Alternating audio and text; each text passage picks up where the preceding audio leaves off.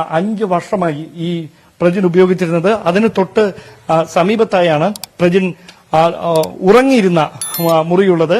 ആ മുറിക്കകത്തും ചില സംശയങ്ങൾ പോലീസിനും കുടുംബാംഗങ്ങൾക്കും ജനിപ്പിക്കുന്ന തരത്തിലുള്ള കാഴ്ചകൾ ഉണ്ട് എന്നതാണ് എടുത്തു പറയേണ്ടുന്ന കാര്യം. അതായത് മറ്റൊരു മുറിയിൽ ദൈനംദിന പ്രവർത്തികൾ നടത്തുന്നതിന് വേണ്ടി സമയം ചെലവഴിച്ചിരുന്ന പ്രജിൻ ഈ മുറിയിലായിരുന്നു രാത്രി കിടന്നിരുന്നത്. ഇവിടെ ബെഡ് ഒന്നും ഉപയോഗിച്ചിരുന്നതായുള്ള ഒരു കണ്ടെത്തലുകളുമില്ല. ഈ ബാഗ് പ്രജിന്റെ ബാഗാണ്. ഇത് പുതുതായി പ്രജിൻ മേടിച്ച ഷർട്ടാണ്. സാധാരണയായി കഴിഞ്ഞ കുറച്ച് നാളുകളായി കറുത്ത വസ്ത്രങ്ങളോടായിരുന്നു പ്രജിന് കൂടുതൽ താല്പര്യം. അങ്ങനെ കഴിഞ്ഞ ഏതാനും ദിവസങ്ങൾക്ക് മുമ്പ് പ്രജിൻ വാങ്ങിയ ഒരു ഷർട്ടാണ്. തിരുവനന്തപുരം നഗരത്തിലെ ഒരു പ്രമുഖ വ്യാപാര സ്ഥാപനത്തിൽ നിന്ന് വസ്ത്രവ്യാപാര സ്ഥാപനത്തിന് പ്രജിൻ വാങ്ങിയ ഷർട്ടും പാന്റും ഈ മുറിയിൽ ഇരിപ്പുണ്ട്. അതോടൊപ്പം പ്രജിന്റെ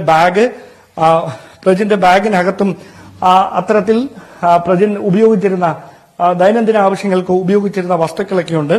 അതോടൊപ്പം ഈ കുരിശ്, അതായത് പ്രജിന് ഒരു വിശ്വാസം ഉണ്ടായിരുന്ന ഒരാളല്ല, അങ്ങനെ കുടുംബാംഗങ്ങളുടെ വിശ്വാസം പിന്തുടർന്നിരുന്ന ഒരാളല്ല. പിന്നെ എന്തിന് ഈ കുരിശ് ഇവിടെ ഇങ്ങനെ ഉപയോഗിച്ചു എന്നുള്ള കാര്യത്തിലൊന്നും വ്യക്തതയില്ല. അതായത് ഇതിൽ ജെറുസലേമിൽ നിന്ന് എന്ന് എഴുതിയിരിക്കുന്ന ആലേഖനം ചെയ്തിട്ടുള്ള ഒരു കുരിശാണിത്.